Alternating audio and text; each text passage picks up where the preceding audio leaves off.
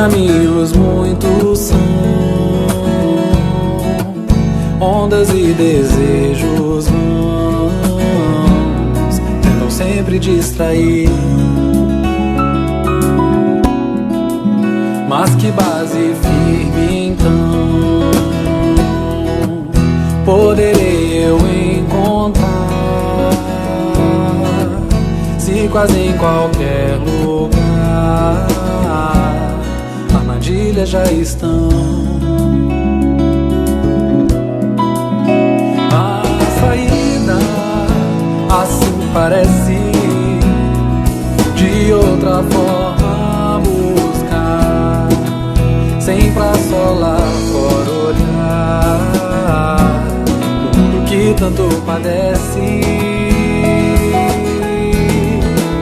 Vou de dentro retirar solução pra todo mundo.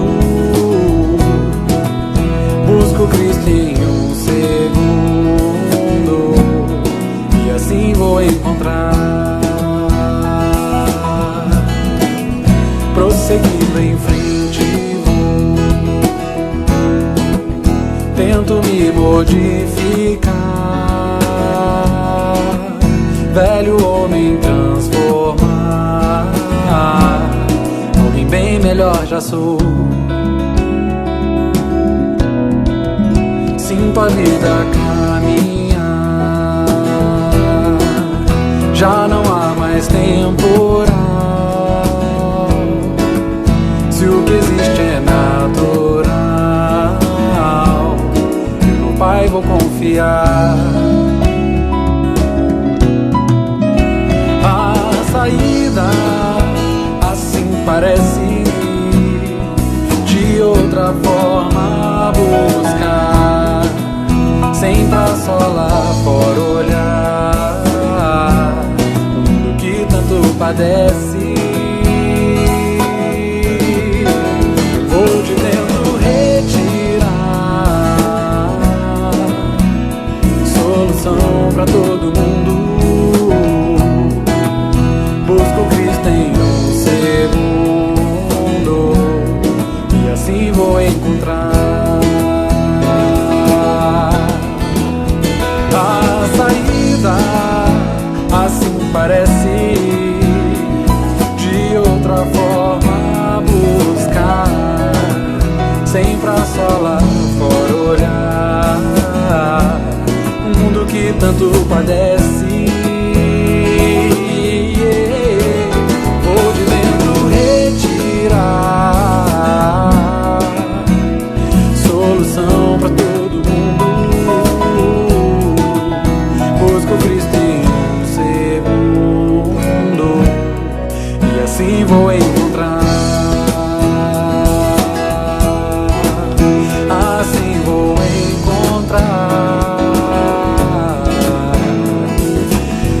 encontrar um mundo que tanto padece. E assim vou encontrar, assim vou encontrar, encontrar, e no Pai vou confiar.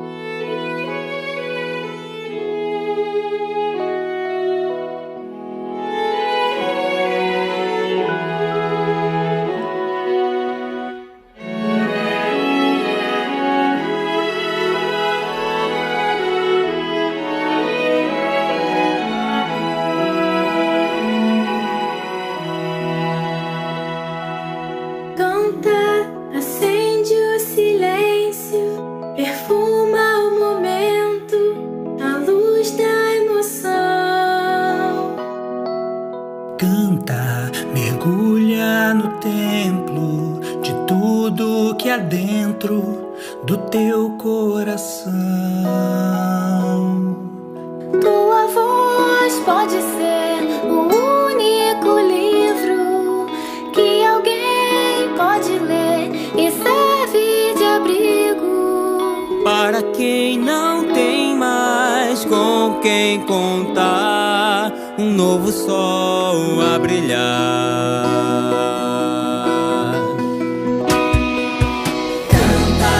Espalha no vento sublimes promessas de libertação. Canta que a gente precisa beber dessa água, comer desse pão. e a canção guiará a quantos vierem. Quem precisa encontrar a luz no caminho. E pra quem não tem mais o que esperar,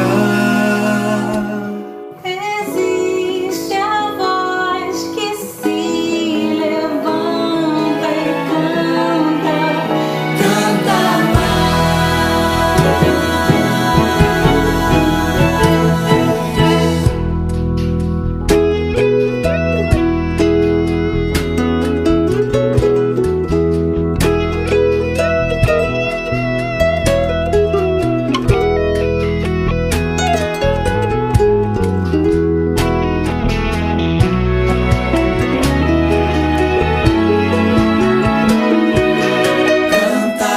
espalha no vento sublimes promessas de libertação. Canta que a gente precisa beber dessa água, comer desse pão. E a canção guiará a quantos vierem. quem precisa encontrar a luz do caminho. E pra quem não tem mais o que esperar, Existe a voz que se levanta e canta. Canta mais. é tua a voz que se levanta e canta. Tanto em nós.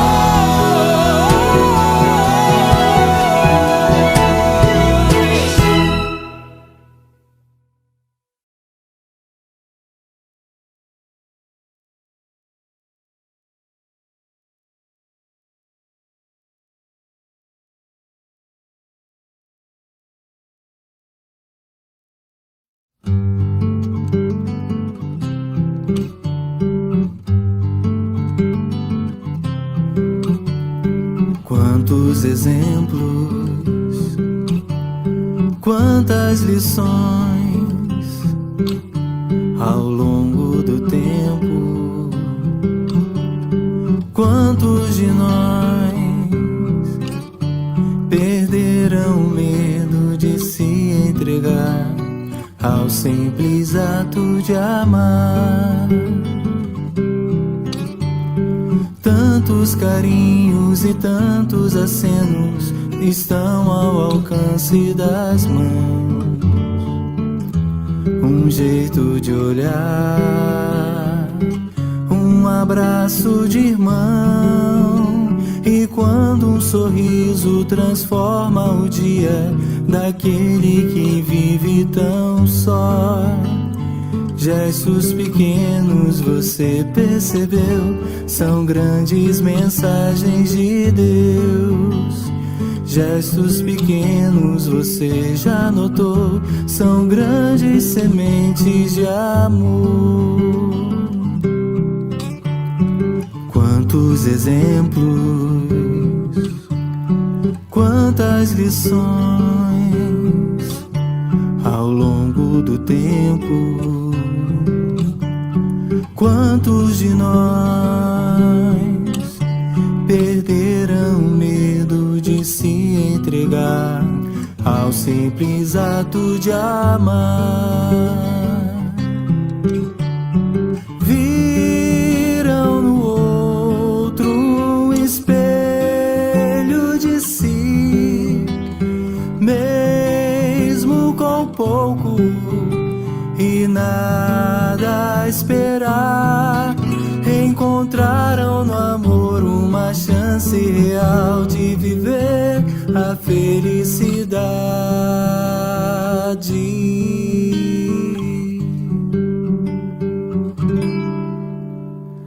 Tantas histórias cantadas ao vento nos trazem momentos de paz. Um simples calar para ouvir e escutar. Tanto conforto também recebemos de quem nos estende a mão. Gestos pequenos, você percebeu, são grandes mensagens de Deus. Gestos pequenos, você já notou, são grandes sementes de amor. De amor, de amor. Quantos exemplos, quantas lições ao longo do tempo. Quantos de nós perderam o medo de se entregar ao simples ato de amar.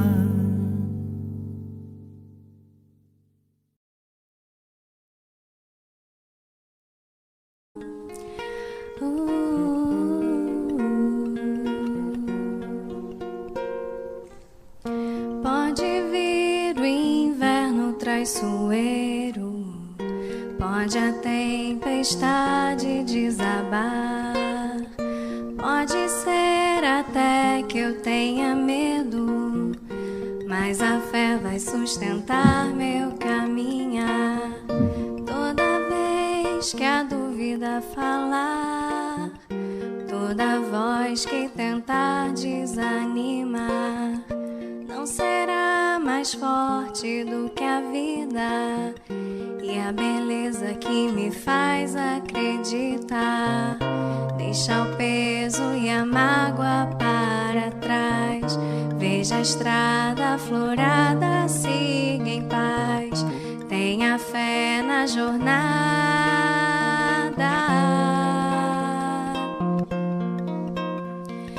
Olha, vê além tudo que te rodeia, o segredo guardado na folha, o detalhe bordado na teia.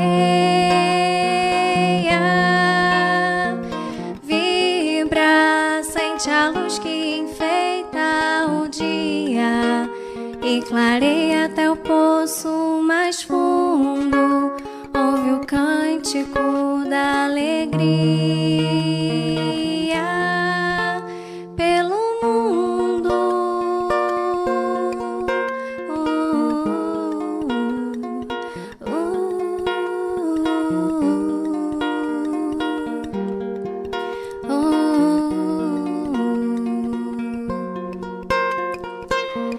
Pode vir o inverno traiçoeiro, pode a tempestade desabar, pode ser até que eu tenha medo, mas a fé vai sustentar meu caminhar. Toda vez que a dúvida falar, toda voz que tentar desanimar, não será mais forte do que a vida e a beleza que me faz acreditar. Deixa o peso e a mágoa para trás, veja a estrada aflorada, siga em paz, tenha fé na jornada.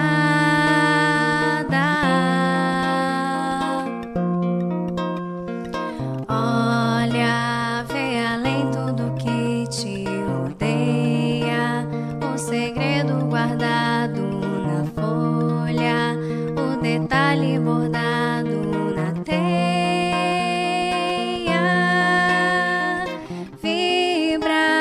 acende a luz que enfeita o dia e clareia até o poço mais fundo.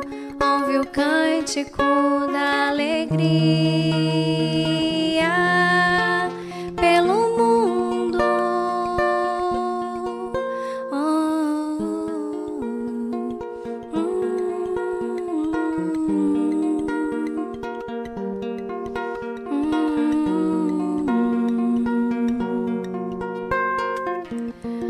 Pode vir o inverno traiçoeiro, pode a tempestade desabar, pode ser até que eu tenha medo, mas a fé vai sustentar meu caminhar.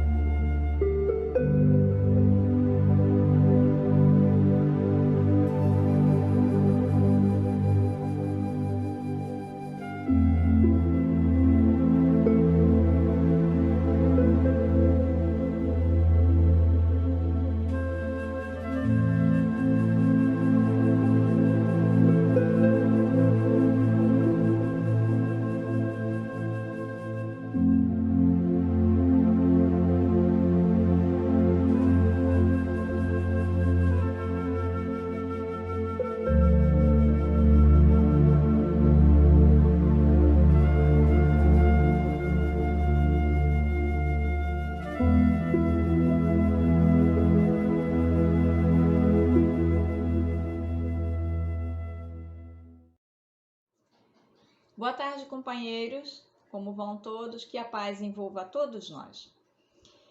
Eu sou Kátia Mondaini, talvez vocês já me conheçam. Hoje nós teremos mais duas trabalhadoras da nossa casa, Cláudia Barbosa, trazendo o estudo do Livro dos Espíritos, e Ana Tomás, o Evangelho. Nós teremos também a página de abertura através da companheira Marcília. E queríamos dizer a vocês que se você estiver precisando de prece para aqueles entes que já não estão mais presentes fisicamente, acompanhe a nossa reunião também pelo YouTube, às quintas-feiras, na Prece da Saudade, onde você poderá incluir esses nomes desses familiares amados, né, lá no chat. E se você precisar de prece para aqueles que estão adoentados, temos a reunião de fluidoterapia que acontece sempre às terças-feiras, às 19h30, ou quarta-feira, às 9 horas da manhã, onde você também poderá colocar o nome deles lá no chat. Nós gostaríamos de pedir a vocês que, se vocês tiverem alguma dúvida, as nossas recepcionistas, elas estarão atendendo e respondendo até o horário da ambientação, onde vocês podem esclarecer as dúvidas que surgirem, ou após a explanação elas também estarão respondendo, tirando alguma dúvida que possa chegar. Lembrando que o silêncio é uma prece e é importante nós estarmos em silêncio durante a explanação para que a gente consiga compreender todos os ensinamentos que serão nos repassados e assim refletir para atuarmos no nosso dia. Que a paz esteja conosco, fiquem com a gente e que Jesus nos abençoe. Graças a Deus.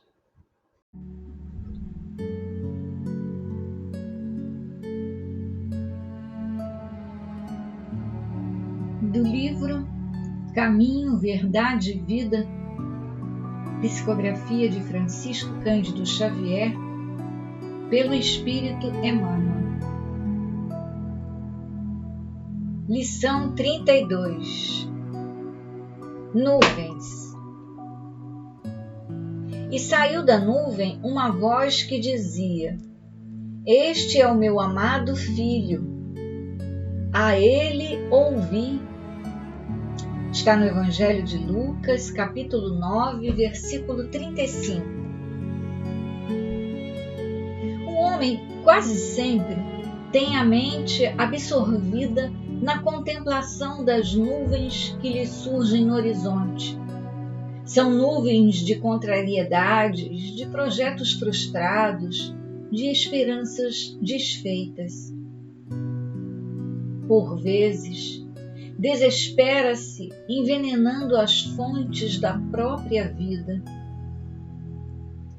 Desejaria, invariavelmente, um céu azul à distância, um sol brilhante no dia e luminosas estrelas que lhe embelezassem a noite. No entanto, aparece a nuvem e a perplexidade o toma de súbito. Conta-nos o Evangelho a formosa história de uma nuvem. Encontravam-se os discípulos deslumbrados com a visão de Jesus transfigurado, tendo junto de si Moisés e Elias, aureolados de intensa luz. Eis, porém, que uma grande sombra comparece. Não mais distinguem o maravilhoso quadro. Todavia, do manto de névoa espessa, clama a voz poderosa da revelação divina. Este é o meu filho amado, a ele ouvi. Manifestava-se a palavra do céu na sombra temporária. A existência terrestre, efetivamente, impõe angústias inquietantes e aflições amargosas. É conveniente, contudo, que as criaturas guardem serenidade e confiança nos momentos difíceis.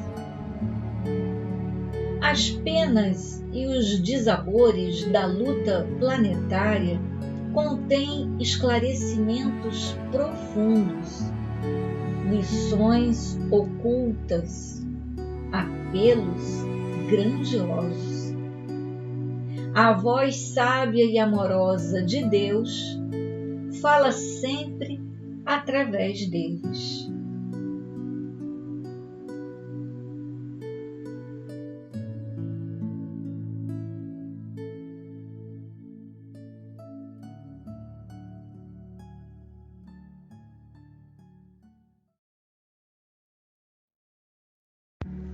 Boa tarde, meus amigos, minhas amigas, saudades de todos, saudades do nosso Centro Miguel. Nós temos a tecnologia a nosso favor, nos unindo, mesmo virtualmente, e sabemos que a espiritualidade da Casa de Miguel continua ali trabalhando nos acolhendo, acalentando, nos fortalecendo, né? Nesse momento. Então, é com muita alegria que vamos iniciar os estudos da tarde de hoje, da reunião pública de quinta-feira. Vamos fazer a nossa prece inicial, nos harmonizando, nos sintonizando, imaginando a casa de Miguel, aquela paz. Obrigada, Jesus. Obrigada por esse momento onde estamos todos reunidos com um único objetivo, um objetivo de melhora, de aprendizado, de conhecimento, todos voltados a aprender esse amor que o Senhor tem por todos nós, esse amor de amigo, de companheiro, que conhece as nossas dores, conhece nossas alegrias, que nesse momento sabe que o nosso planeta precisa de pensamentos de amor, pensamentos positivos,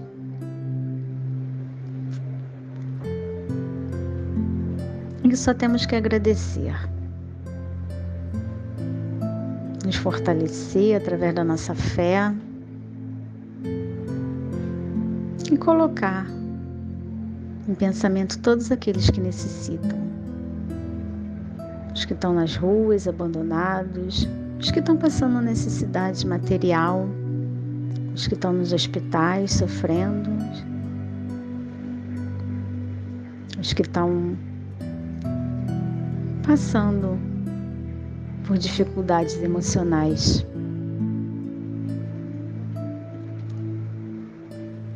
Obrigada, Jesus, por sua compreensão, pelo seu amor. Agradecemos a espiritualidade da Casa de Miguel, que prepara todo o ambiente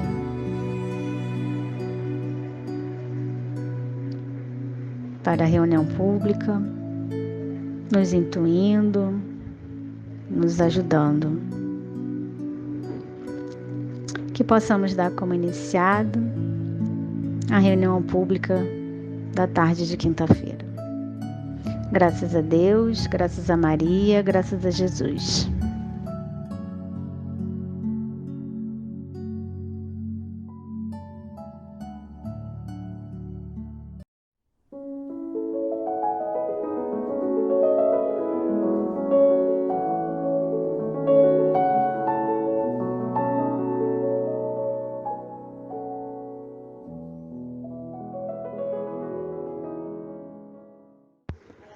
Boa tarde, meus amigos. Vamos dar continuidade ao estudo do Livro dos Espíritos, capítulo 2, item 5, penas temporais.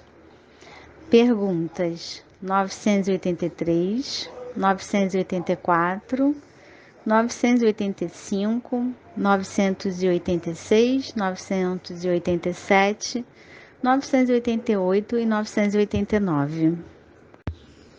Escolhi essa citação que está em São Mateus, capítulo 5, versículo 4, 6 e 10, porque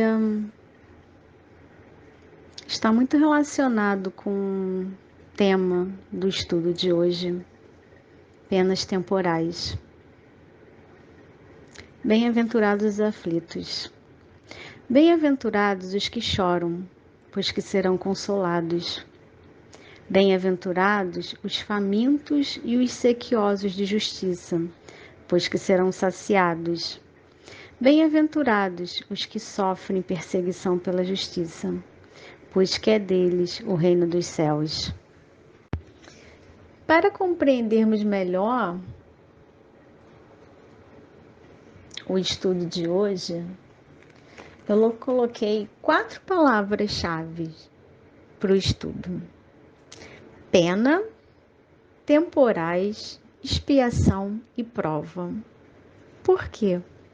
Porque são palavras que nós vamos falar muito, vamos comentar. Então vamos saber o significado delas. Pena é um substantivo feminino. Ele significa punição ou reparação por uma ação julgada repreensível. Um castigo, uma condenação ou uma penitência. Temporais, relativo a tempo, que passa com o tempo.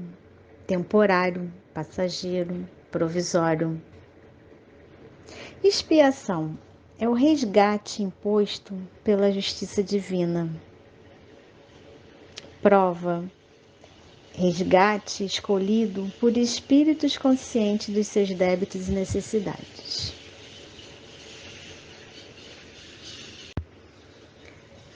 Vamos refletir. Coloquei nesse slide 3 perguntas.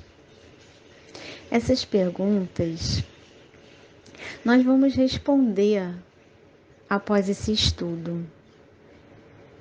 Cada um vai pensar nela e vai responder. Por que passamos por certas dificuldades? Existe injustiça no mundo? Existe injustiçado?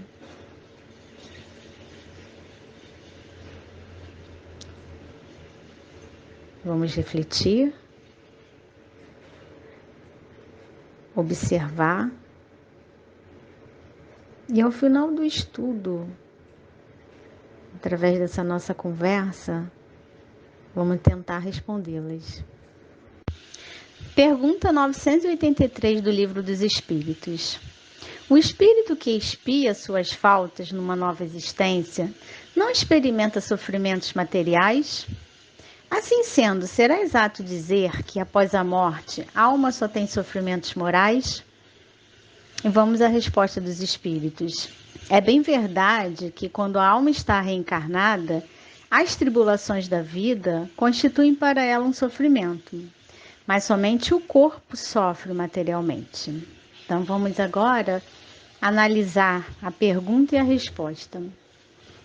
Os sofrimentos, eles podem ser de natureza física ou moral, ou então física e moral também, né? E atingem indiferentemente os espíritos encarnados. Os desencarnados, porém, por estarem desprovidos do corpo material, eles sofrem apenas dores morais. Muito embora tais padecimentos eles sejam muitas vezes mais pungentes, quer dizer, mais é como se sentíssemos mais do que os experimentados pelos chamados vivos. Na verdade, nós sofremos, o espírito sofre por aquilo que ele fez e por aquilo que ele deixou de fazer, né? E o sofrimento fica mais perceptível, porque nós não temos tantas ilusões como temos no mundo material, quando estamos encarnados. Pergunta 984. As vicissitudes da vida são sempre a punição das faltas atuais? E os espíritos respondem: não, já o dissemos, são provas impostas por Deus ou escolhidas por vós mesmos, no estado de espírito, e antes da vossa encarnação, para expiar as faltas cometidas numa outra existência, porque jamais a infração às leis de Deus, e principalmente a lei de justiça, fica impune. Se não for punida nesta vida, será necessariamente numa outra. É por isso que aquele que aos vossos olhos é justo, muitas vezes sofre golpes consequentemente do seu passado. Nessa resposta, serve para podermos refletir aquelas 3 perguntinhas que eu coloquei no slide. O que a gente pode comentar? Os sofrimentos que atingem os espíritos em estágio na vida material, geralmente decorrem da expiação de erros praticados em encarnações anteriores. Expiação essa que, via de regra, é escolhida livremente por eles próprios antes de retornarem ao corpo físico. Porém, há sofrimentos que não derivam de erros praticados no passado reencarnatório.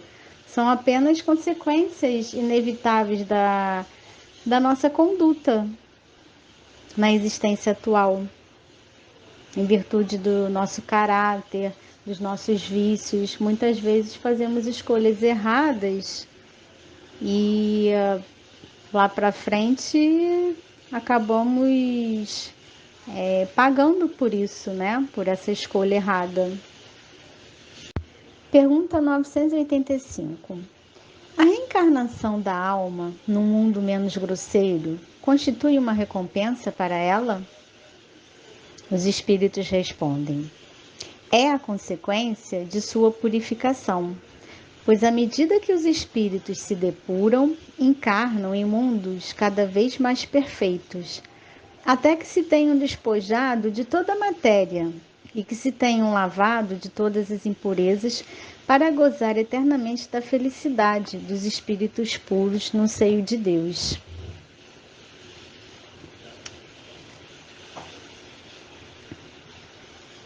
A expiação é a pena imposta ao infrator das leis divinas. É por intermédio das provações bem suportadas nas diversas encarnações que os espíritos eles vão se adiantando, né, na senda do progresso, vão superando suas imperfeições por meio das expiações, quitam suas faltas e se purificam. Porque o objetivo é chegar a uma elevação de espírito puro. É como se estivéssemos numa escola. E a cada ano escolar que nós passamos, nós aprendemos alguma coisa. E assim acontece com as nossas vidas, com as nossas reencarnações. Nós vamos passando por aquele aprendizado até alcançarmos a felicidade dos espíritos puros. E assim acontece com os mundos. Pergunta 986. O espírito que progrediu na sua existência terrena pode algumas vezes reencarnar no mesmo mundo? Resposta dos espíritos: sim. Se não pôde concluir sua missão, ele mesmo pode pedir para completá-la numa nova existência, mas então para ele não é mais uma expiação.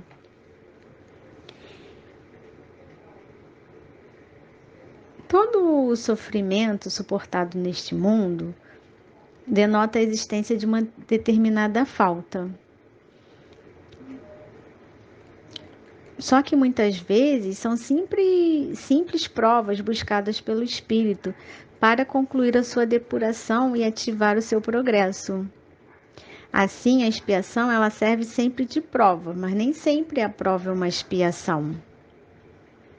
Podemos observar essas pessoas de instintos naturalmente bons, de alma elevada, de nobres sentimentos, que parece nada de mal haverem trazido de suas reencarnações passadas e que sofrem com resignação as maiores dores, somente pedindo a Deus que as possam suportar sem murmurar. porque justamente elas pedem para que possam aprender. E aprendemos somente através das dores, né? E todo esse aprendizado serve para ela crescer espiritualmente e se elevar moralmente. Pergunta 987. O que acontece com o homem que, sem fazer o mal, nada faz para libertar-se da influência da matéria? Resposta dos espíritos.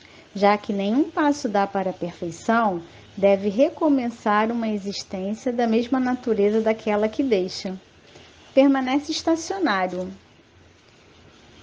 E é desse modo que pode prolongar os sofrimentos da expiação. O nosso caminho é a evolução, o progresso. A pena é a consequência de um equívoco. A imperfeição é que gera o sofrimento. Sofremos porque usamos de maneira errada a liberdade. O livre-arbítrio é o grande complicador, porque usamos da nossa liberdade para errar. Quando erramos, consequentemente, sofremos uma pena. Essa pena é uma pena que pode ser temporal. Então, se não conseguimos evoluir, não vamos regredir, mas vamos estacionar. E demoramos a evoluir moralmente. Acabamos prolongando o nosso sofrimento. Pergunta 988. Há pessoas cuja vida transcorre numa calma perfeita, que nada precisando fazer por si mesmas, conservam-se isentas de contrariedades. Esta existência feliz representa uma prova que nada tem que expiar de uma existência anterior?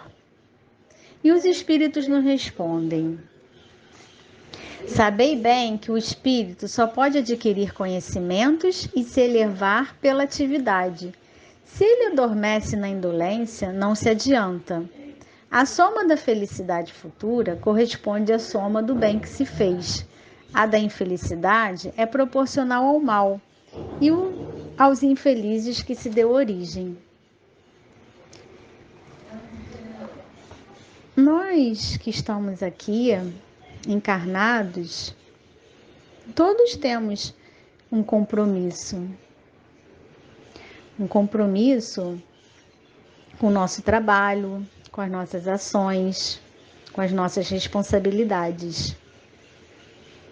Não podemos ficar sem fazer nada à procura da felicidade. Precisamos o quê? Estudar, adquirir conhecimento e colocar isso em prática através das nossas ações. Só assim conseguiremos alcançar a felicidade, fazendo bem, fazendo a caridade, espalhando o amor que Jesus nos mostrou. Pergunta 989. Há pessoas que, sem serem positivamente más, tornam infelizes todos aqueles que as rodeiam por causa do seu caráter. Qual será para elas a consequência disso? E os espíritos nos respondem: essas pessoas certamente não são boas e expiarão, tendo diante de si aqueles que tornaram infelizes e felizes. Isto será para elas uma censura. Depois, numa outra existência, sofrerão o que fizeram sofrer. Se o mal e o sofrimento ainda prevalecem na Terra, não devemos culpar a ninguém, senão a nós mesmos. Todavia, não estamos desvalidos dos recursos divinos para modificar esse estado de coisas, os quais nos mostra a misericórdia e a bondade de Deus, que jamais fecha a porta ao arrependimento e à recuperação de seus filhos, que somos todos nós. Então, as consequências dos nossos atos vão chegar nessa ou em outra vida. Mas não existe castigo divino. Se sofremos, é por culpa das nossas ações, ou nessa vida, ou em vidas passadas. A doutrina, ela nos mostra que não existe injustiça, nenhum acaso. A vida é uma sequência de acontecimentos. Todas as dificuldades são passageiras. Nós valorizamos muito esses momentos de angústia, de dor. Parece que nunca vai passar, mas eles passam. E Deus sempre tem uma maneira de nos ajudar, apesar de todas as nossas imperfeições. Tenho certeza que agora nós vamos conseguir responder aquelas 3 perguntas. Vamos refletir sobre todo esse conhecimento de hoje e pensar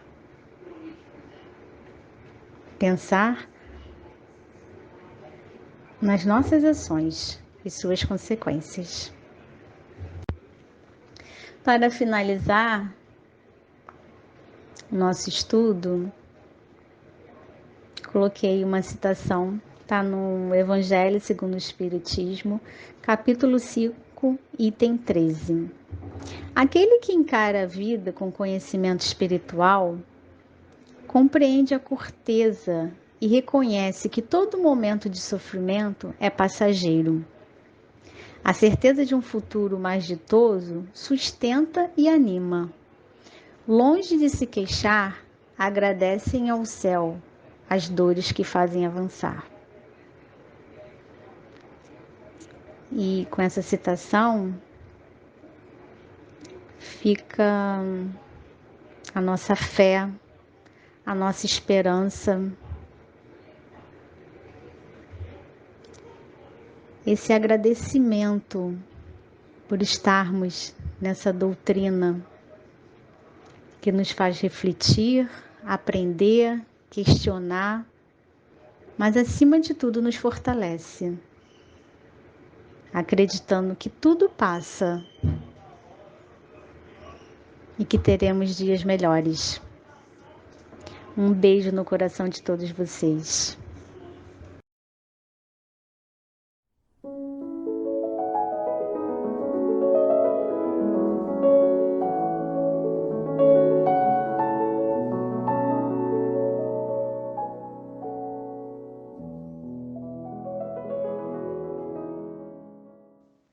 Boa tarde a todos.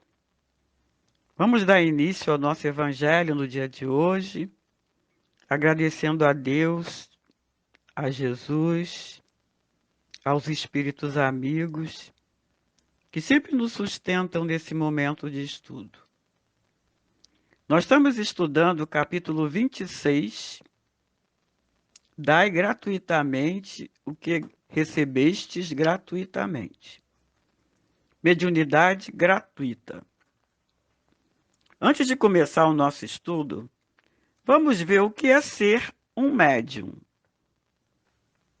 Médium é qualquer pessoa que sente num grau qualquer a influência dos espíritos. Mediunidade é uma faculdade inerente ao homem e, por conseguinte, não constitui privilégio exclusivo. Pode-se, portanto, dizer que todo mundo é mais ou menos médium. Compreende-se isso quando sabemos que a mediunidade não é mais do que a capacidade da alma de se libertar do corpo e se pôr em comunicação com os espíritos. Leon Denis, no seu livro Depois da Morte, ele nos diz que médiuns são os sensitivos, os clarividentes, aqueles cuja visão atravessa o nevoeiro opaco que nos esconde os mundos etéreos e que, através de um esclarecimento, chegam a entrever alguma coisa da vida celeste. Somos todos médiuns, é verdade, mas em graus bem diferentes. Isto porque esta qualificação só se aplica àqueles nos quais a faculdade medianímica está nitidamente caracterizada e traduz-se por efeitos patentes de uma certa intensidade, o que depende, então, de uma organização mais ou menos sensitiva. Todo portador da mediunidade, com Jesus, precisa compreender que, apesar das suas lutas diárias, terá naturalmente, como qualquer criatura humana, a necessidade de provas e expiações. A vida psíquica não traduz privilégios nem regime de exceção para aqueles que aceitou um mandato mediúnico. Ser intérprete entre os dois mundos da vida é cooperar com a obra da criação, ao mesmo tempo em que se repara os erros do passado, colocando-se à disposição para ser a ponte por meio da qual o imprudente pode ser socorrido. A trombeta que desperta os que dormem, o sono irresistível do materialismo. A candeia que ilumina, pelo esclarecimento que oferta, aqueles que padecem nas trevas da ignorância. Com esta introdução, nós vamos dar início ao nosso estudo de hoje. Nós vamos estudar os itens 7, 8, 9 e 10. Vamos ver o item 7. Os médiuns modernos, visto que os apóstolos também tinham mediunidade, igualmente receberam de Deus um dom gratuito, o de seres os intérpretes dos espíritos na instrução dos homens, a fim de lhes mostrar o caminho do bem e conduzi-los à fé, e não para lhes vender palavras que não lhes pertenciam, porquanto elas não são resultado da sua concepção, nem das suas pesquisas, nem do seu trabalho pessoal. Deus quer que a sua luz chegue a todo mundo. Ele não deseja que o mais pobre seja deserdado e que possa dizer: eu não tenho fé porque não pude pagá-la. Não tenho a consolação de receber encorajamento e os testemunhos da afeição daqueles quem choro, porque sou pobre. Eis porque a mediunidade não é privilégio e se encontra por toda parte. Fazer com que se pague por ela seria, portanto, desviá-la da sua finalidade providencial.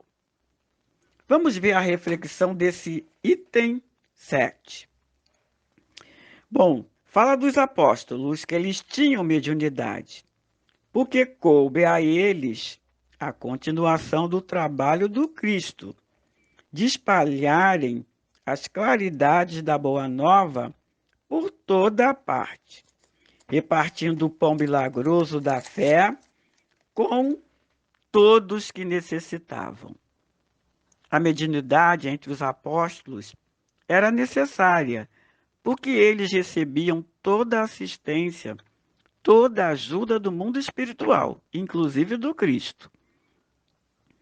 Tendo chamado os seus 12 discípulos, Jesus deu-lhes autoridade sobre espíritos imundos, para expelir os obsessores e para curar toda a sorte de enfermidades, de acordo com os postulados espíritas. Podemos deduzir que Jesus apenas estimulou em seus discípulos uma faculdade que eles já traziam em seu estado latente. Aos 12, enviou Jesus dando-lhe as seguintes instruções: curar enfermos, ressuscitar mortos, purificar leprosos, expelir demônios, dê de graça o que recebeste de graça. Jesus estimula em seus discípulos os dons mediúnicos, que é a capacidade de curar os mais diversos tipos de males, seja física ou espiritual. Alertou-os também de se abstivessem de levar vantagens materiais quando realizassem qualquer tarefa. Jesus queria que eles se conscientizassem da importância da generosidade que deve prevalecer entre todos os indivíduos, bem como da necessidade de não se buscarem motivação interesseira no socorro que se presta a outro. Somente assim é que eles verdadeiramente se tornaram dignos do bem que estariam praticando. Quando a mediunidade é conduzida de forma abnegada, torna-se um valioso instrumento de disseminação do bem. O item 8. Todo aquele que conhece as condições em que os bons espíritos se comunicam, a sua repulsa por tudo o que seja interesse egoísta, e que saiba como é preciso bem pouca coisa para afastá-los, não poderá admitir jamais que os espíritos superiores estejam à disposição do primeiro que queira chamá-los, a tanto possessão. O simples bom senso repudia uma tal ideia. Não seria também uma profanação evocar à custa de dinheiro os seres que nós respeitamos ou que nos são queridos? Sem dúvida que se podem obter manifestações dessa forma, mas quem poderia garantir a sua sinceridade? Os espíritos levianos, mentirosos e espertos, e toda espécie de espíritos inferiores, muito pouco escrupulosos, sempre atendem a esse chamado e estão igualmente prontos a responder o que se lhes pergunta, sem se preocuparem com a verdade. Portanto, aquele que deseja comunicações sérias deve, em primeiro lugar, solicitá-las com seriedade, depois inteirar-se sobre a natureza das simpatias do médium com os seres do mundo espiritual. A primeira condição para se obter a benevolência dos bons espíritos é a humildade, o devotamento, a abnegação, o absoluto desinteresse moral e material. Bom, vamos ver o que diz, o que quer dizer a reflexão desse parágrafo, esse item. Bom, o médium que almeja comunicação com espíritos mais elevados deve procurar desenvolver o senso moral, conservar dentro do coração a paciência, o amor, a benevolência, a mansidão, a concórdia, a disposição, o valor interior e a compreensão pelos sentimentos humanos. Agora, aquele que usa a mediunidade para coisas frívolas, para se dar bem na vida às custas da mediunidade, aqueles que pensam em ser retribuídos pelo trabalho mediúnico, não terá assistência dos bons espíritos. Isto porque a mediunidade é uma faculdade concedida para o bem, e os bons espíritos afastam-se de quem pretende fazer um degrau para chegar ao que quer, seja que não corresponda às vistas da providência. O orgulho é a chaga da sociedade, e os bons espíritos o combatem. Não se pode supor que venham servi-lo. Isto é tão certo que seria inútil insistir mais sobre este ponto. Sem dúvida que se pode obter manifestações dessa forma que terão a presença de espíritos levianos, mentirosos, espertos e toda espécie de espíritos inferiores, muito pouco escrupulosos. Eles sempre atendem a chamadas deste tipo e estão sempre prontos a responder a qualquer tipo de perguntas, sem se preocuparem com a verdade. Portanto, todos que querem comunicação séria devem inteirar-se da simpatia do médium com os seres do mundo espiritual. O item 9.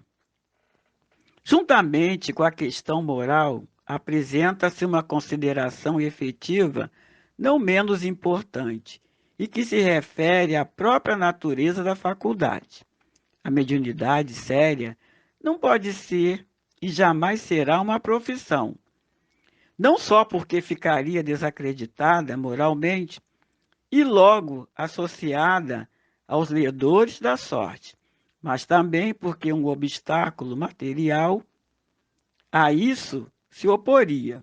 Ela é uma faculdade essencialmente móvel, fugidia e variável, cuja permanência ninguém pode contar como certa. Ela seria, então, para o seu explorador, uma fonte absolutamente incerta, que poderia lhe faltar no momento em que fosse mais necessária. Muito diferente é um talento adquirido pelo estudo e pelo trabalho, e que, por isso mesmo, é uma propriedade da qual, naturalmente, é permitido tirar partido. A mediunidade, porém, não é nenhuma arte, nenhum talento. Eis porque não pode tornar-se uma profissão. Ela só existe com a participação dos espíritos. Se os espíritos faltarem, não há mediunidade. A aptidão pode subsistir, mas o seu exercício está anulado.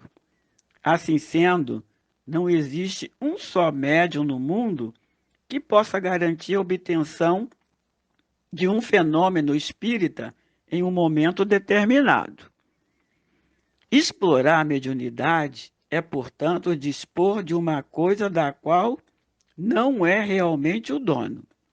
Afirmar o contrário é enganar aquele que paga. E a mais não é de si mesmo que o explorador dispõe, é dos espíritos. São as almas dos mortos, cujo concurso ele põe à venda. Esse pensamento instintivamente repugna.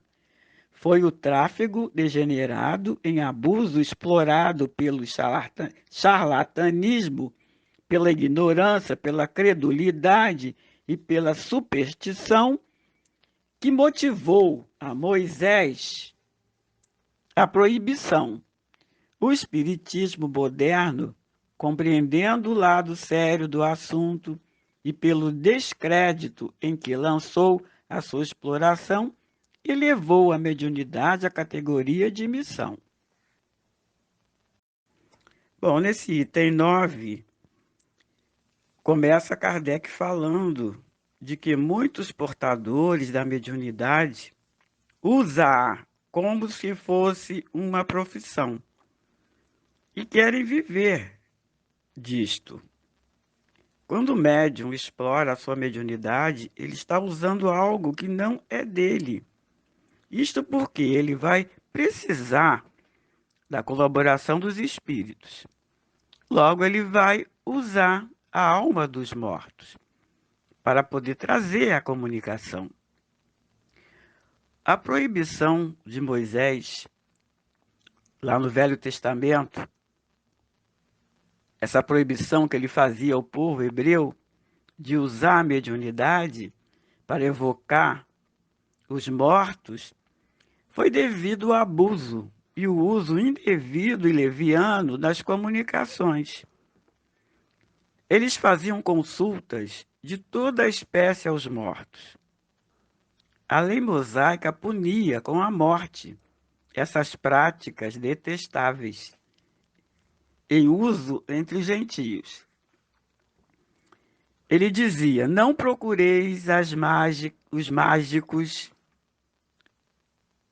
não façais nenhuma pergunta aos adivinhos, temei merecerdes a desonra ao vos dirigirdes a eles. Essa frase está no Levítico, no capítulo 19, no item 31.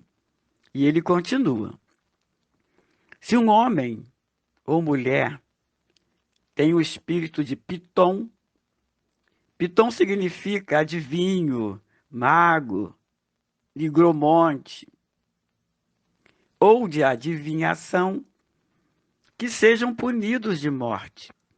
Serão lapidados e seu sangue recairá sobre suas cabeças. Então, essa proibição de Moisés era justificada, porque não se evocavam os mortos por respeito e afeição a eles, nem com um sentimento de piedade. Era um meio de adivinhação, da mesma forma que os augúrios e os presságios, exploradores pelo charlatanismo. Eles eram explorados, pelo charlatanismo e a superstição. Vamos agora ao item 10.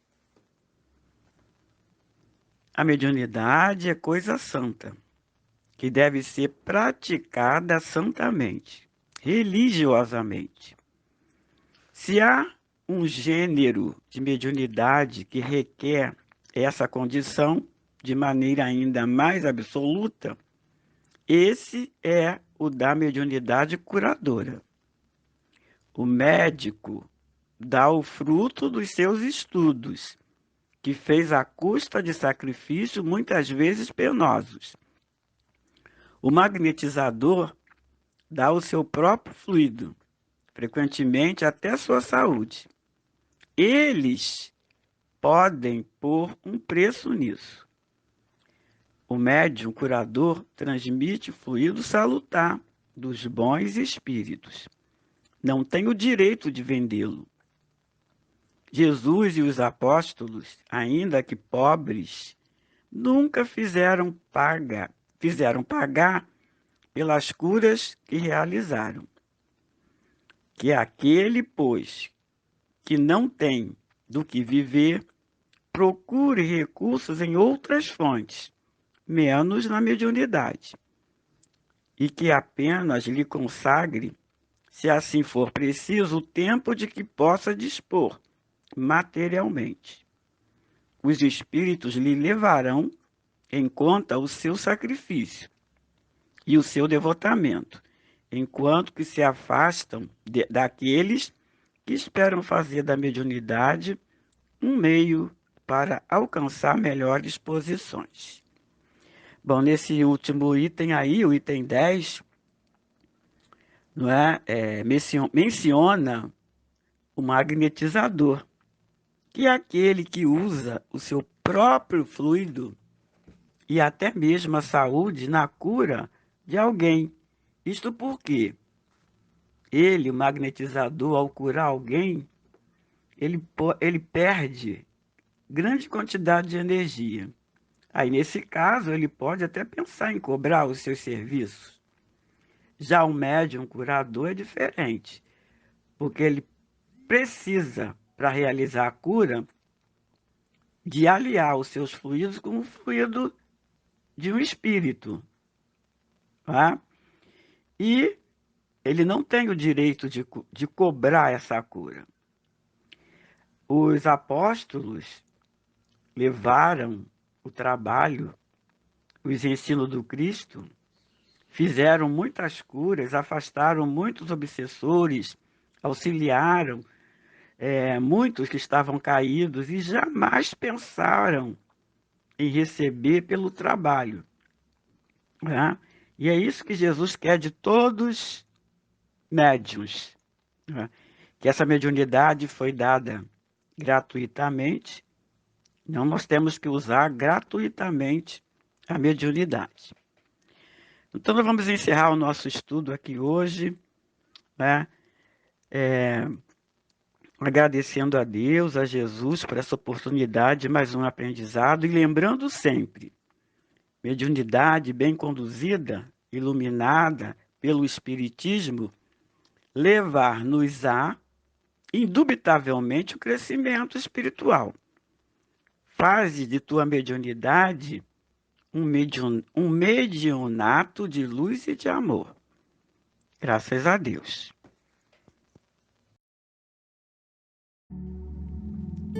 Deus, nosso Pai, Jesus, nosso grande amigo, ao término de nossa reunião, os corações agradecidos, Senhor, por muito que aprendemos hoje. Ampara, Senhor, a cada um de nós, que muito precisamos de Ti. Ampara aqueles que estão num leito de hospital, aqueles que lutam pelo sustento das famílias e muitas vezes, Senhor, com grandes dificuldades. Ilumina, Senhor, nossos governantes. Muitos deles não têm a noção da responsabilidade que assumiram. Fortaleça, Senhor, todos que estão à frente, orientando e alimentando aqueles que se encontram desorientados, famintos, que todos possam ser socorridos em Teu nome, Senhor. E Te rogamos também, Senhor, ampara a cada um de nós para que possamos ter consciência dos nossos muitos erros. Não nos deixa, Senhor, que possamos viver iludidos ao nosso respeito e que possamos ter a lucidez de saber realmente quem somos. Que sejamos sempre sinceros em nossos propósitos, humildes em nossas atitudes, verdadeiros em nossas palavras e fiéis aos nossos compromissos. Seja, Senhor, sempre o nosso abrigo e a nossa inspiração. Que assim seja, graças a Deus.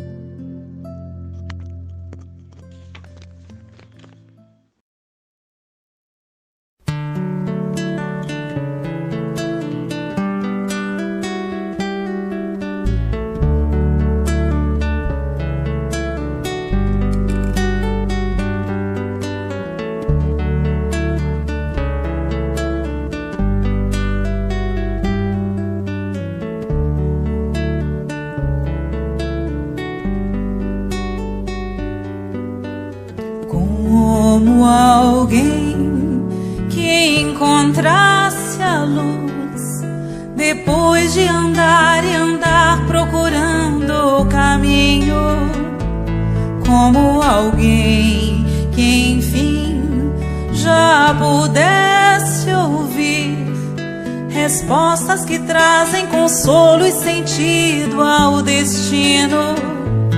eu encontrei tuas páginas e sequei minhas lágrimas, percebi que a dor da semente é o parto da vida.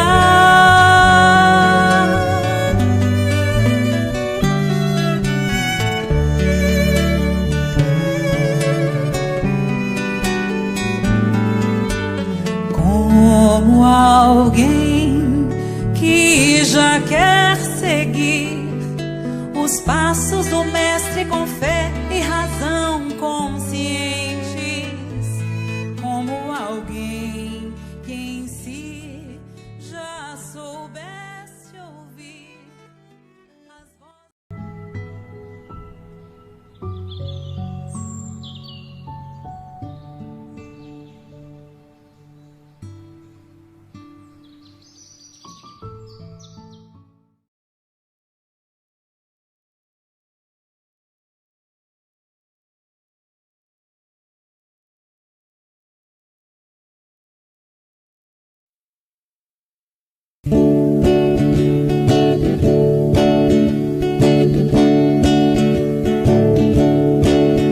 Quem foi que ensinou João de Barro a construir sua própria casinha? Quem foi que ensinou o colibri a voar assim, assim? Papagaio, papiá, puro taco, canarinho, assobiar, coelhinho, saltitar, 1, 2, e meu coração amar. Quem responde é a brisa mansa, são milhões de estrelas do céu, são os lábios da criança que sussurra papai no céu. Quem responde à brisa mansa, são milhões de estrelas do céu, são os lábios da criança que sussurra papai do céu.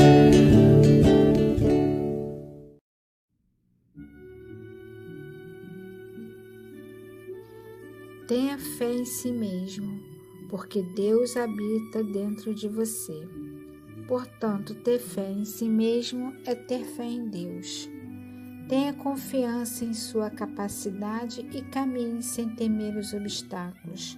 Você pode vencer. Você vai vencer. Corresponde à confiança que Deus depositou em você, quando lhe entregou as capacidades de que dispõe, para que você as desenvolvesse e pusesse em prática. Essa mensagem é do livro Minutos de Sabedoria. Então, a confiança nasce da fé que tranquiliza os nossos corações na luta de cada dia. Se deseja confiar em alguma coisa, confia em ti mesmo. A confiança marca a certeza naquilo que deveremos alcançar. Olhar para dentro de si e ouvir o coração é um exercício para desenvolver a confiança em nosso poder interior. Quando confiamos em nós mesmos, também podemos confiar nos outros.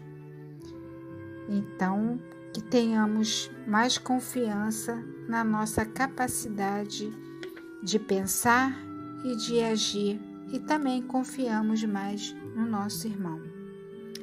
E agora vamos à nossa prece inicial.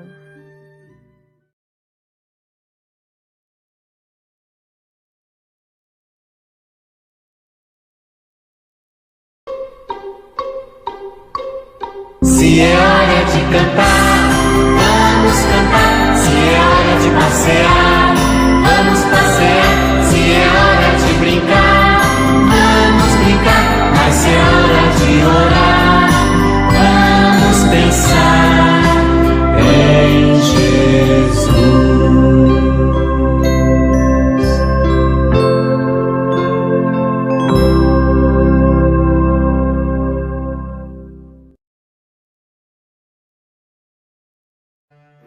vamos agora acalmar os nossos corações e conversar com Jesus. Jesus, querido amigo, querido mestre, muito obrigada, Senhor, por mais essa oportunidade de estarmos aqui reunidos para assistir a mais um estudo da nossa evangelização. Rogamos a Ti, Senhor, que abençoe o nosso estudo de hoje, abençoe as nossas vidas, as nossas famílias, os nossos amigos, e que estejamos todos unidos em sentimentos, através dos nossos corações, para poder refletir e aprender cada dia mais. Muito obrigada, Jesus, e esteja conosco hoje e sempre.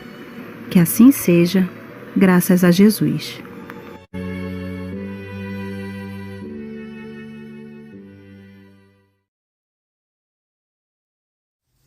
Oi, pessoal! Como é que vocês estão?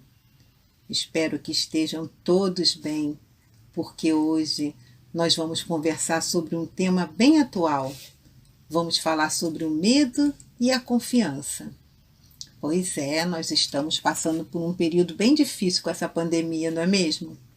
Ficamos às vezes igual uma gangorra.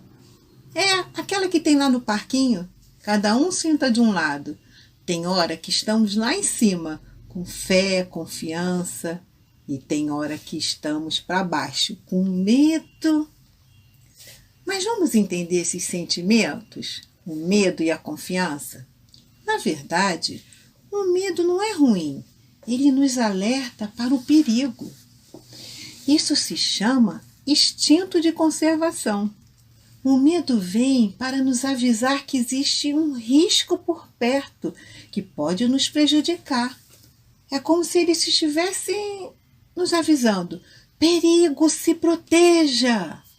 E se formos usarmos o exemplo da pandemia, eu diria que o medo nos alerta para usarmos a máscara, lavarmos sempre as mãos, não ficarmos em ambiente com muitas pessoas, de tomarmos a vacina quando chegar a nossa vez e até de ficarmos nos encontrando, como agora, pelo celular ou computador.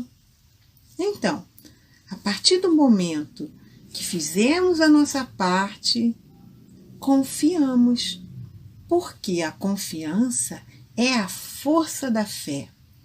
E quem tem confiança em Deus, Jesus, está livre dos temores, porque entregamos as nossas vidas nas mãos deles.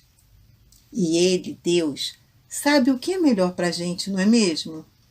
Vocês repararam que esses dois sentimentos, o medo, a confiança, se completam?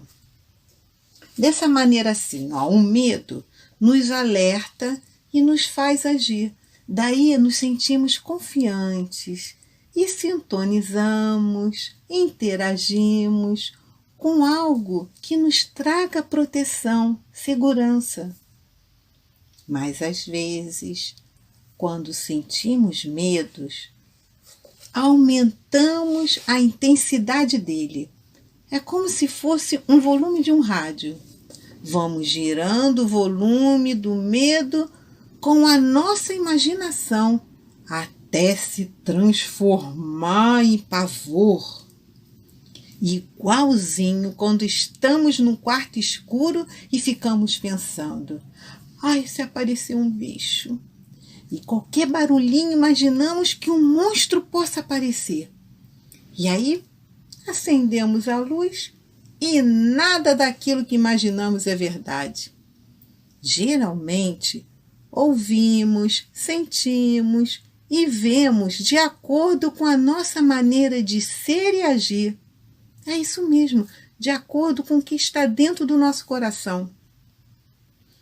Vocês viram, então, a diferença de sentir medo e de sentir pavor? Mas se vocês não compreenderam, vão entender tudinho com a história que a tia Deise vai contar agora. Vamos lá? Tia Deise!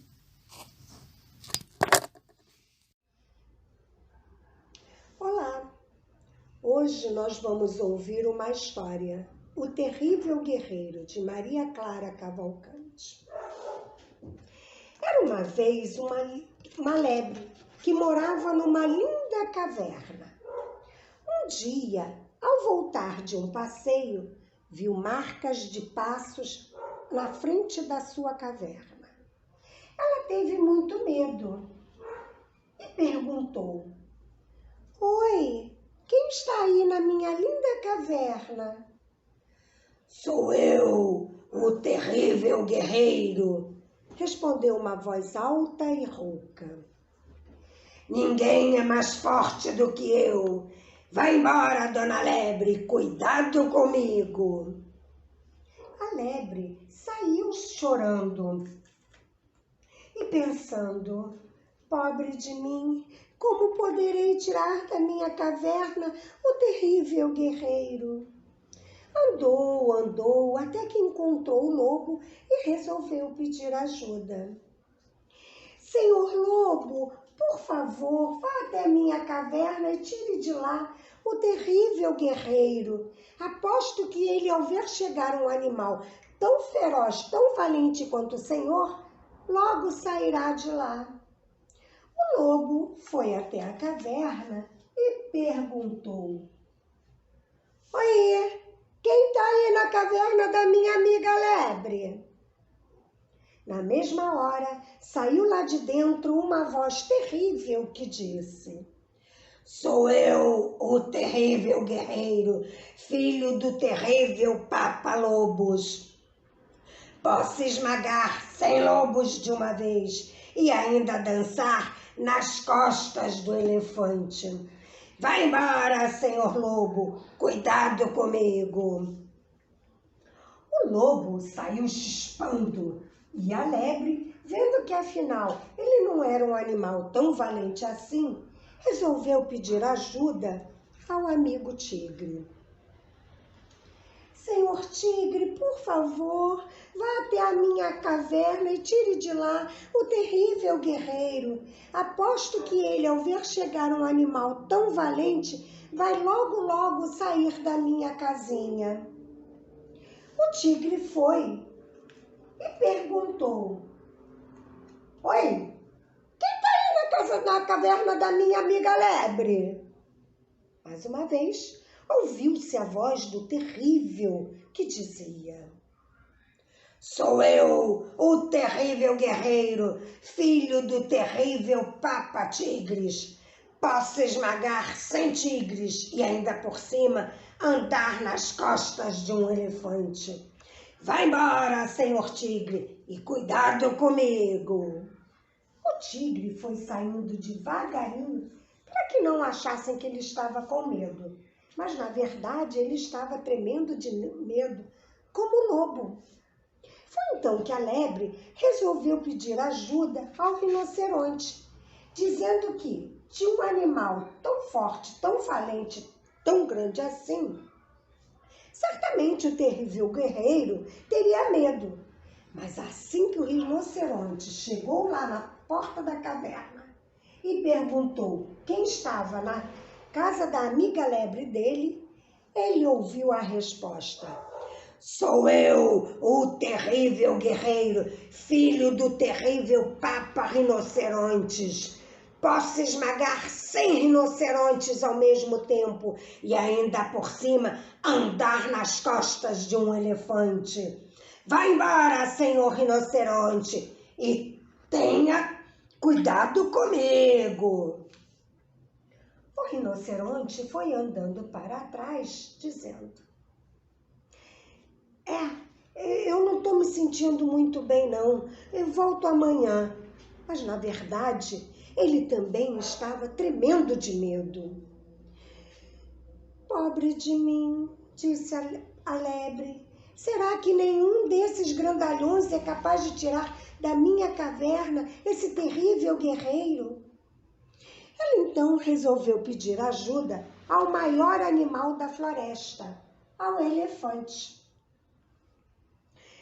Senhor elefante, um terrível guerreiro aboletou-se na minha caverna. Já pedi ajuda ao lobo, ao tigre, ao rinoceronte, mas ninguém foi capaz de tirá-lo de lá. Ele diz que pode esmagar 100 bichos de uma só vez e ainda por cima dançar nas suas costas. Mas eu não acredito não. Quem poderá ser mais forte que o Senhor? O elefante olhou para um lado, olhou para o outro e coçou a cabeça com a tromba e disse de um modo que só a lebre escutasse: eu estou muito ocupado, dona Lebre. Ora, querida, talvez um outro dia eu possa lhe ajudar. Mas por que você não arranja uma outra caverna, hein? E saiu com ares de quem estava realmente ocupado, mas na verdade ele estava morrendo de medo.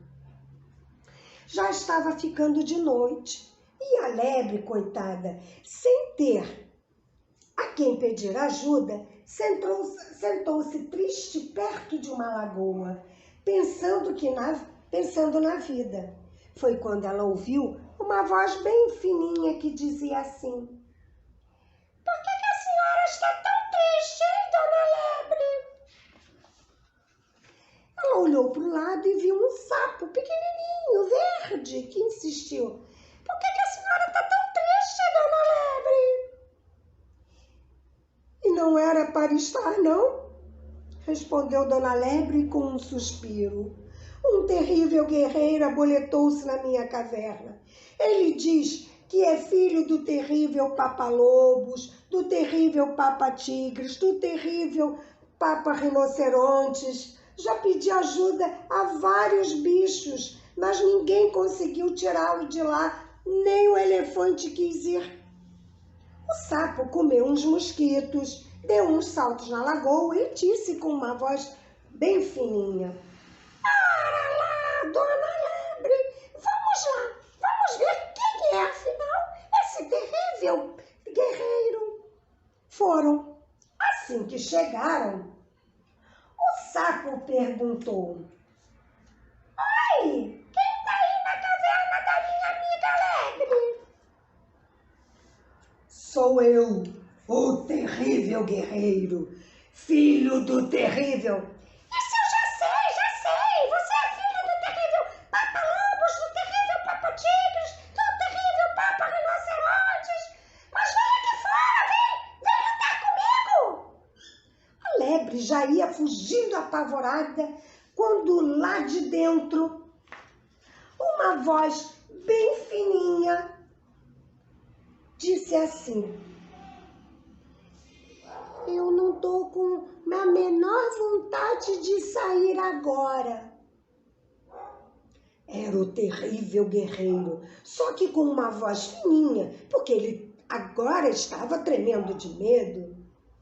Ah, é? Disse o sapo e pulou para dentro da caverna. Procura daqui, procura dali. E quem é que ele encontra? Atrás de uma pedra, amarelo de medo, tremendo como uma gelatina. O terrível guerreiro. E sabem quem era? Era uma lesminha, toda sem graça. Por quê? Alguém acabou por encontrá-la. E aí, quando a lebre viu o terrível guerreiro, ela que havia espantado o lobo, um tigre, um rinoceronte e um elefante, ela viu que era uma lesma amarela, toda assim, andando devagar. Bom, o sapo convidou então a dona lesma e a dona lebre, suas novas amigas, a fazerem um lanchinho para acabar com toda aquela confusão que tinha deixado tremendo de medo a todos, mas a eles com muita fome. Então, amores, gostaram da história? O terrível guerreiro, que na realidade não era lá um terrível guerreiro. Essa é uma das histórias que são contadas para nos auxiliar no entendimento de várias coisas para que consigamos crescer espiritualmente, para evoluirmos. Nessa história, a lebre estava bem feliz, passeou, depois voltou para casa, para o seu lar. Mas ao chegar perto dela, o que ela viu? Pegadas. E o que aconteceu? Ela ficou com medo. Medo do desconhecido, ela não sabia o que estava lá dentro. E quando ela perguntou quem era, o intruso lhe respondeu com uma voz possante. E ela então ficou apavorada. Nesse caso, esse medo, esse apavoramento que ela sentiu, foi como um alerta, uma proteção para ela, porque afinal ela não estava vendo quem era, poderia fazer mal a ela. Ela ouviu uma voz poderosa, né? Mas a lebre fugiu? Não, não fugiu. Ela continuou a buscar ajuda, a encontrar uma solução, a confiar em si mesma. O problema estava ali, para ela, não é? E o que a gente deve fazer quando é com a gente? Não se desesperar, e sim buscar ajuda sempre. Orar, batalhar, trabalhar para resolver as dificuldades, como a lebre fez. Foi buscando ajuda com um, com outro, até que o problema fosse solucionado. Sentir medo, crianças, é normal, né? Faz parte do aprendizado, pois é a partir dele que a gente busca ao mais alto, ao nosso Pai maior, para que nos ajude mostrando a solução, mostrando que nós temos um problema, mas também temos a solução. É buscar essa solução. E o que a gente faz? A gente busca a calmaria dentro de nós, a confiança através da oração, sabendo que Deus Pai não nos desampara nunca. Ela se sentiu triste, não é? E foi em busca da solução, né? E o que aconteceu? Surgiu a solução, ou parte dela, né? O sapinho foi e ajudou a ela, né? Ela contou o seu problema, mas o sapinho, olha, esperto, compreendeu, né? E aí o que aconteceu? As duas foram lá para resolver o problema. E aí o sapo, ele mostrou que ele também tinha poder, né? Ah, para com isso, tal, né? É o que a gente tem que fazer. Ir em busca da solução. Não deixar que ninguém coloque medo na gente. Porque há uma força maior dentro de nós, que vem de Deus Pai. Para isso, a gente tem que refletir sobre todas as situações, as dificuldades que nos surgem, né? Porque as dificuldades são os desafios. Desafios enviados até nós, para que a gente saiba que nós somos capazes de resolver os problemas, que somos capazes de buscar as soluções, de sermos felizes. Mas para isso, o que a gente tem que fazer? Estar em prece, ter confiança no nosso potencial, no nosso poder de resolver.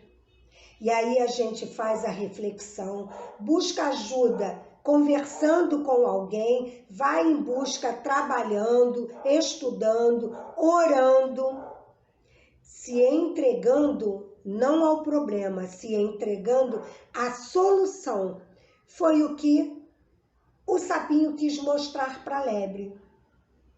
A lesma era, afinal de contas, tão terrível assim?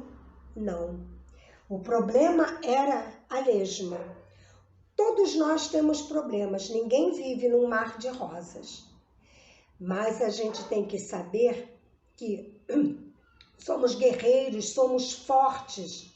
A luta está aí para ser vencida. Nós somos vencedores quando temos confiança. Ter medo é normal, mas termos confiança naquele que nos guia. E para isso, ele nos envia as soluções através dos nossos amigos, através dos médicos, dos especialistas, através do estudo, dos grupos de estudo aqui na Casa Espírita. Então, é saber vencer a si mesmo e aos problemas ao seu redor. Agora, nós vamos a uma atividade bem legal que a tia Beatriz preparou para vocês. Beijos! Olá, tudo bem? Bom dia, meu nome é tia Bia e eu vim aqui passar a atividade para vocês da gente fazer uma lebre, tá vendo? Essa lebre aqui, ela é formada pela nossa mão e é bem simples fazer. Vamos tentar fazer juntos? Para isso, vai ser necessário um papel, tá? Eu vou usar um papel colorido, mas vocês podem usar um papel branco também, não tem problema. Um lápis, aqui eu tenho uma lapiseira, mas pode ser um lápis ou uma caneta, e uma tesoura sem ponta, tá bom? Depois eu vou decorar com lápis de cor. Aqui, vou mostrar um lápis de cores pra vocês. Ó, mas pode ser com canetinha, pode ser com caneta piloto, o que vocês quiserem colorir, tá bom? Vamos começar? Agora, a gente vai apoiar a nossa mão no papel e aí eu vou dar uma dica para vocês. O dedinho mindinho e o polegar, a gente vai manter eles mais juntinhos, tá? E esses 3 dedinhos aqui, tá vendo? Um pouco mais separados pra gente conseguir fazer a orelhinha. Então, o dedinho mindinho e o polegar mais fechadinho e esses 3 dedinhos mais separados, tá bom? Agora eu vou pegar a lapiseira e vou fazer o contorno da minha mão para vocês.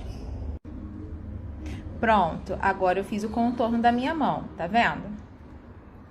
A gente vai cortar o dedo do meio, esse dedo mais compridinho. Então, eu já vou fazer aqui só uma indicação para mim, que eu vou ter que cortar esse dedinho. Esses 2 dedos aqui vão ser as orelhas da minha lebre, tá bom? E esses daqui vão ser as minhas mãozinhas. Agora, vamos cortar? Agora, eu já cortei todos os dedinhos, né? Vou cortar esse aqui do meio, que eu fiz a indicação.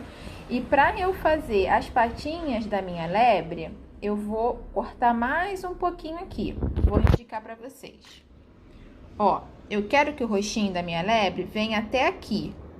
Então, eu vou pegar esse dedinho aqui e vou cortar até um pouquinho mais embaixo. Mesma coisa que eu vou fazer aqui com o polegar. Vou cortar um pouquinho só mais embaixo. Opa! Pronto. Vamos lá? Como é que vai ficar? Pronto. Olha só como é que tá a minha lebre. Já tenho as 2 patinhas, tá vendo? O rostinho bem marcadinho e as 2 orelhinhas. Agora eu vou decorar. Oi, terminei de decorar a minha lebre. Vocês querem ver? Aqui, ó. Essa aqui eu coloquei o nome de Filomena. Olha, fiz um lacinho, decorei as orelhinhas, tá vendo? Coloquei um focinho e as patinhas. Aproveitei e fiz outro. Essa lebre aqui, eu coloquei o nome de Álvaro. Bom, vocês podem fazer de qualquer cor que vocês tiverem. Branco, rosa, azul, amarelo, o que vocês acharem melhor, tá bom? E quando fizerem, não se esqueçam de colocar lá no Padlet pra gente ver. Estamos aqui aguardando ansiosas as lebres de vocês lá, tá bom? A gente não pode esquecer também que a lebre, ela foi muito corajosa, porque ela soube reconhecer que ela precisava de ajuda e foi pedir ajuda para os outros animais da floresta.